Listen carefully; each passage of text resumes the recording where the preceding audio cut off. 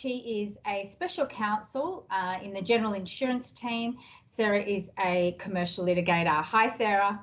Morning, how are you?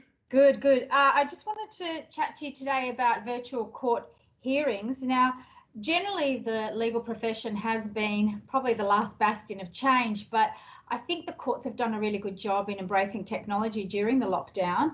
We've got online filing, online directions hearings, telephone direction hearings, and of course, virtual courts now. So I know that you just ran a 5-day trial in the Supreme Court. Do you want to tell us about that experience, the good, the bad, and the ugly, Sarah? Yes, of course, I do. Look, yeah, it was a 5-day hearing in the Supreme Court. We had witnesses from Victoria, New South Wales, and Queensland. It was during stage 2 lockdown, the week just before we went into stage 3. So I was able to attend chambers to instruct counsel, which was fantastic.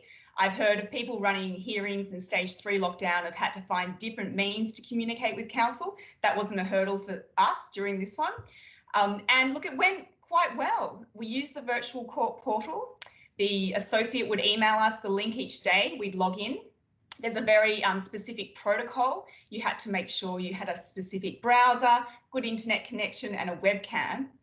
And I was quite surprised how smoothly it went. The 5th day was a little bit more difficult because the number of virtual hearings being run had increased by then, and we experienced a bit of delay and interruption, which was frustrating. And we had to switch to audio link then to continue. But by that stage, we had gotten through all of our witnesses, and also the experts had given evidence concurrently. So overall, it was a good experience, and the court officers and the judge were really accommodating of any glitches or any delays and problems we experienced, and we got through the hearing, I think, efficiently. Okay, so what about the fact that obviously there's a loss of certain body cues and facial expressions throughout the process? How's that impacted the court hearing, do you think? Well, that was actually the source of all my concerns. How can we read witnesses when they're going to be, dialing in on a webcam from another state? Like, if we're cross-examining, can we see that hesitation in answering a question, or where they obviously are nervous or contradict themselves? Like, those cues and things you want to come out in cross-examination can be really, really important. But the way that it works, their face will fill the entire screen when they're giving their evidence. So if anything, it was actually easier to read their facial expressions and their cues more than if we were in open court, because they're that little bit further away. So that worked out really well for our lay witnesses and also our expert witnesses. In relation to the judge, that wasn't so easy, mainly because of how the particular courtroom was set up that we were in. She was a little bit too far away, and we did have trouble reading the judge in that scenario. But for witnesses, it worked fantastic. Okay, up close and personal. It was really up close. And I'll talk about preparation later, but that's something that you need to be very, very conscious of when your face is filling a screen. Exactly. So what tips do you have for anyone running a virtual hearing? Look, preparation is key, as with every hearing, but when you're using technology, there's things that you just have to tick off well in advance of the hearing.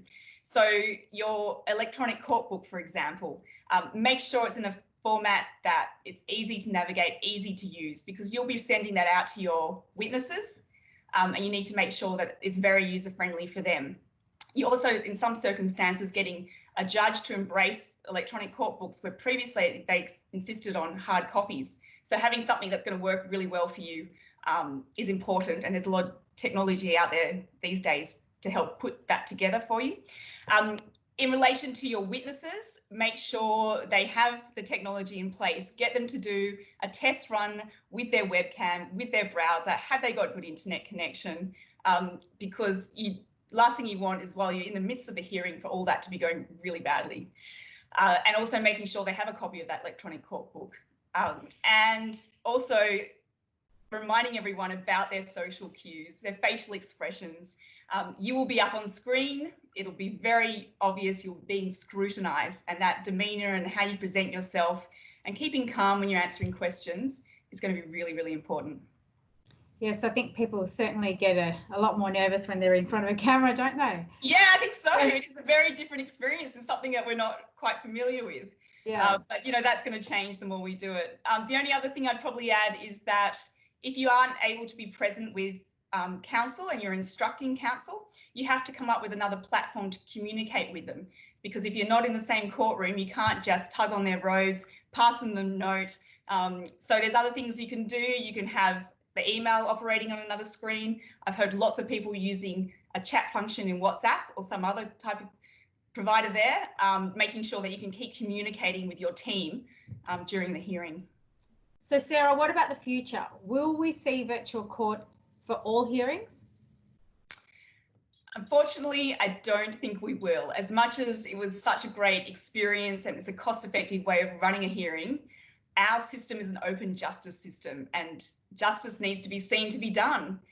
And the virtual court environment doesn't permit people to just turn up and watch your hearing. You need to be able to dial in. You need specific login access. Everybody knows who's there and who is watching. So I think for that reason, we will return to the physical courtroom. However, I think that the technology used in virtual court is going to be embraced more for witnesses, both expert and lay witnesses that need to give evidence that have, busy, jobs or personal lives, and it's not convenient or cost effective to have them sitting outside the courtroom for hours or days on end waiting to be called. I think it'll be the norm that those witnesses give evidence via video link rather than an exception to the rule. In relation to case management generally, I think that's where technology is going to continue to be embraced. We're going to continue to have online courts, e-filing, which is fantastic. I think gone are the days where I've had matters in other jurisdictions and I have to get an agent to physically file a document for me. I think that is gone now, thank goodness. And those types of case management practices are going to continue because it is very efficient. It costs money to have all the lawyers down at the district court waiting for their matter to be called for a couple of hours. I don't think that needs to continue to happen. So that's where I think we're going to see the biggest permanent changes. Yeah, so good efficient changes ahead by the sounds of it. Yes, there's nothing like being forced to embrace technology. Thanks for your time today, Sarah. You're welcome.